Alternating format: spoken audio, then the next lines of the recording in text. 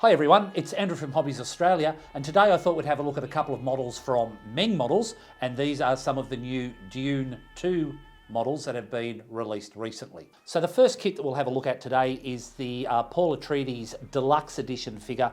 So what we can see here, nice attractive artwork. Looking at the box there on the side, we can see some of the features of the model, things like a diorama base, his cloak, etc, etc.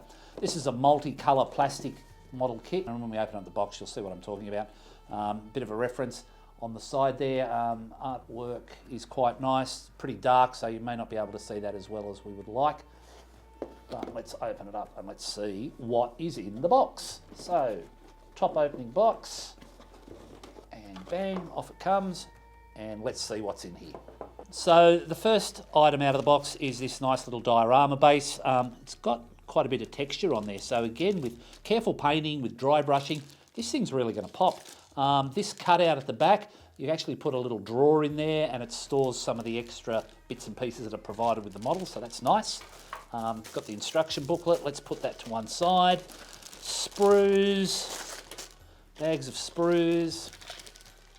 Okay, part more of the base. Loads and loads of options in this kit. It looks really, really nice. Get that out of the way. Okay, so let's have a look at the instructions first and foremost. And it's a 12-page colour layout. All the stock standard warnings, what to do, not what to do, tool requirement. Then we have the sprue layout, and we can see here face A, face B, the diorama base, the cape, etc, etc. There's quite a lot of detail in this kit, and there's also a very large number of optional parts, interchangeable hands, weapons, etc, etc. It's really nicely done, and the face as well. So as we go through here, as you can see, it's all multicoloured plastic, so we can click all this together if we want to. I think this is going to be very nicely done. I think it's got a ton of potential, that's for sure. I've never necessarily been a big fan of this type of sci-fi model myself, but that means nothing. I mean, you know, some of this stuff is just really good just because it's different, and it's a fun build. Interchangeable hands, weapons, as I said. You can see the cape, and we'll have a look at that in a minute. Optional backpacks, etc, etc. So there's really quite a lot there. Let's flick that over. You can see the final stages of the figure being put together, and then we've got the diorama base featuring that little drawer to put all the extra bits and pieces in. So, you know, it's a pretty complete package with what's there. So let's have a look at some of the sprues, and let's see what you think.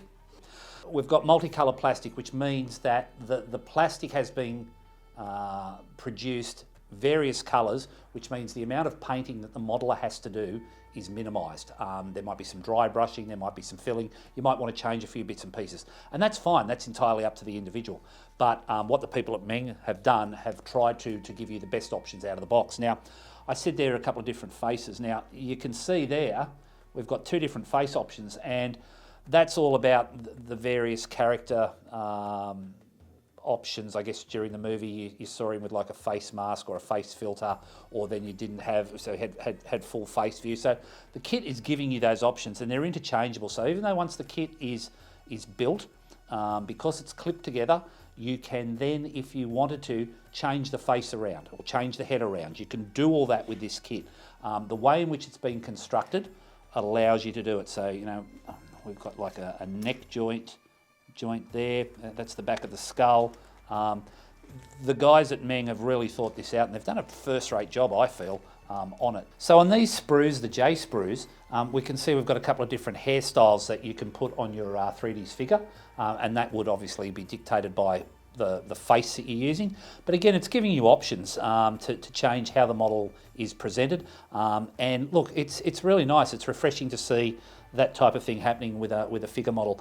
We normally might see this type of thing happening with Gundam style models, but to see something from a current movie that seems to be insanely popular, this is just a really nice touch. So sprue F, we've got their various parts of the torso, upper arms, etc, etc.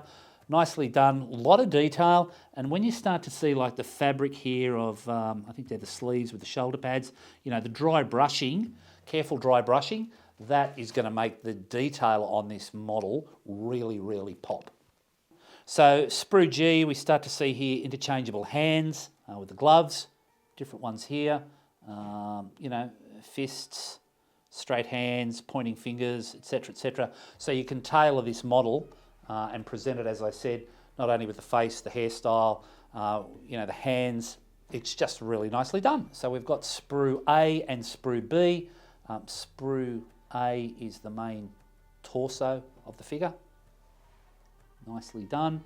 Sprue B, extra bits and pieces. You can even see here, like they're the soles of his boots, and you can see the detail that's on there, and the way they've split the front half of the boot to the tail, or the back half of the boot, obviously means you can have him in an animated pose, like he's walking and he's leaning forward and putting his weight on the balls of his feet, or rocking back. So, you know, lots and lots of options, lots and lots of attention to detail. This would be a kit that I'd be quite happy to have a crack at myself. I don't normally do this style of model, but yeah, looking at what's in the box, this could be a very, very enjoyable build. Matter of fact, I'm sure it will be. So sprue E appears to be some of the add-ons to his body armour, shoulder pads, that type of thing, elbow pads, breathing respirator, etc., etc. Crisp, no flash, looks to be very, very nicely done. There's that almost metallic sheen to the plastic, which is very, very nicely done. It really does look like something straight out of the movie. So we've got sprues K and sprues L. This obviously I think is part of his haversack or his backpack. That appears to be his weapon. Yeah, I mean, look, this is all great stuff. Crisp, clean, no flash. Attachment points aren't huge. There is no ejector pin marks in any really obvious or troubling locations. I think it's just going to be a slow, steady build, and you're going to enjoy this one very, very much. Last couple of sprues here are the C and the D sprue. Again, accessories for the figure. These will be the things that you either put in the figure's hands when it's on the diorama base, or you put it in that little storage drawer. So this is the base, the two pieces. The top part, as I said, you know, it's got the textured finish on it. That's going to look superb, I think, with a little bit of careful painting and weathering. This is the actual bottom half of the base, and this is this storage drawer that I mentioned. So for all the accessory parts, when you're not using them, you've got somewhere safe to keep them so that they don't get lost. It's all snapped together, even the base. Bang, job done. You know, careful paint, careful dry brushing, beautiful, super, super easy to do. And I guess the last piece that we should have a look at for this Paul Atreides figure is this fabric cloak that they give you. Armholes are cut out. Obviously some sort of tie for around his torso, around his throat. But what they've done is there's very, very fine wire in this, so you'll be able to get that sort of dynamic finish when you put it on your figure. You know, it could be flying behind him or wrapped around him or whatever. But that's a really nice touch. It's a little bit different. Probably not something you would expect from the guys at MENG, but yeah, very, very nicely done. So the next kit I wanted to have a look at with you today was the 1/72nd scale Atreides Ornithopter. Now these came out in a smaller scale, about a 1/144 or maybe even a 1/200 about 3 or 4 months ago. So let's quickly just have a look at this. So on the front we've got this dynamic picture, I guess it's a grab from the movie, of the Atreides Ornithopter going over the top of a spice harvester. We can see obviously, you know, the bomb load or armament load. We can see the retracted undercarriage. So that's all featured on the kit. Looks really nice. Okay, on the sides is just a repetition of the box top, so that's all good. Here we can see on this side, we can actually see the model built, undercarriage retracted, and it's on the stand that is supplied with the kit. So that's a nice little touch. And then on this side, we can see some of the options, how we can display the model with the blades, the rotor blades, well, I guess we could call them rotor blades, either deployed or packed up for storage. That looks really nice. We've got paint call outs there from the brand AK, which is good, but of course, of always, you can use whatever brand of paint that you choose. We can see some of the features, some of the details in close-up. So let's start having a look at some of these. So let's quickly just look at the instructions, I think, first before we start looking at the sprues. So I've got a 24-page booklet. First couple of pages are all the blurb, the safety stuff, what to do, what not to do, what tools to use, etc., etc. Doesn't give you a sprue layout, which is a little bit different, but anyway, that's not the end of the world.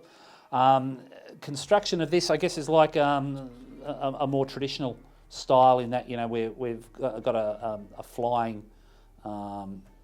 vehicle, for want of a better term. So we're going to start with the cockpit, so, you know, cockpit, pilot seat, crew, etc., etc. Then we start to have all these mounting points for the rotary, or for the blades, the wings, whatever you want to call them.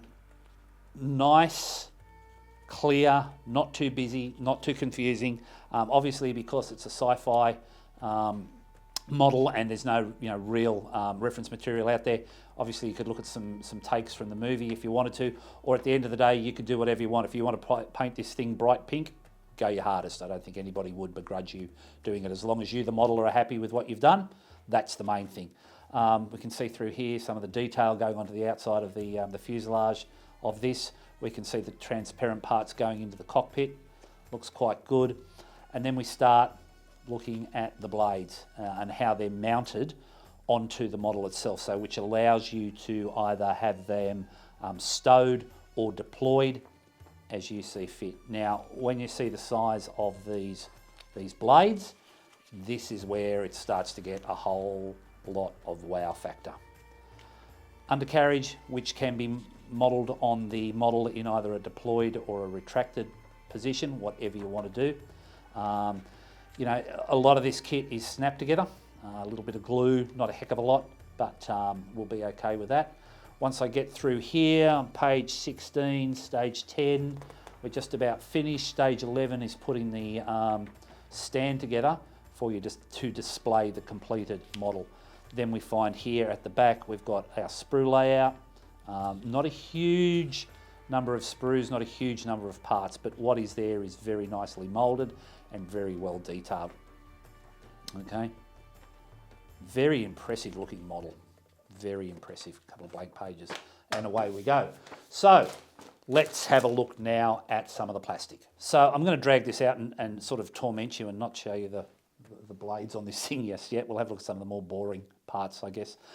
This is sprue H. Now this is the transparent parts. So it comes in this plastic bag. I take it out. Bang, I've got this. And this is almost like a cling film in that it's a mildly adhesive product that's actually holding all the parts, the transparent parts, which can be notoriously brittle and easily lost. It's holding them all in place without being super adhesive and causing you, the modeler, a lot of grief, and then having a residue left on the transparent parts to clean off. Now, I haven't seen this done to this extent, I don't think previously, and that's a really nice touch. It's a little bit different. Obviously, MENG realise that transparent parts can cause the modeler a little bit of grief, and they're doing their best to make our life a little bit easier. Well done, well done. So sprue A, I open up the bag, and there's sprue A, and then I've got that which has been put in the bag. It hasn't come off the sprue, it's a separate piece. So obviously the fuselage sides, let's flick those over. You can see there the locking tab, so it's a click together kit. Detail on there is quite nice. They would be the exhausts, I would think, in 4 locations, so that's really nice. It's going to be our mounting points, 1, 2, 3, 4, 5, 6, 7, 8. So our locations for the blades. Lots of little detail there. A nice pin wash will bring that out. This is looking very nice. And then of course here we have part of the cockpit. I guess maybe you could call it the canopy frame, because this is where all your transparent parts are going to go, and that would lock in or glue into this part here. Okay, so again, as you would expect, brand new kit, no flash, no nasty surprises so far. Very little in the way of knockout pin marks. Yeah, looking very good so far. So in no particular order, the next one out is sprue E that we're looking at. We've got parts of the undercarriage here. Looks really nice, some nice detail there. Again, nice pin wash, that'll make that pop. Seats for the cockpit, again, there's moulded in detail, that looks great.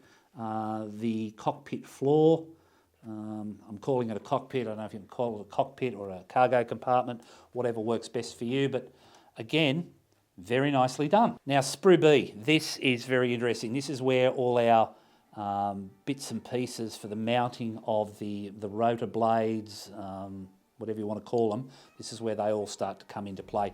And you can tell here with the slide technology, this has been very, very well thought out and very well executed.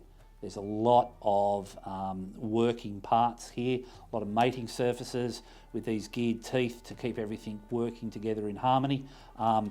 Yeah, this has been very well thought out and very well executed. So sprue F, that's our pilot and our crew figures. You know, not a lot of detail there in 1/72nd, but careful painting.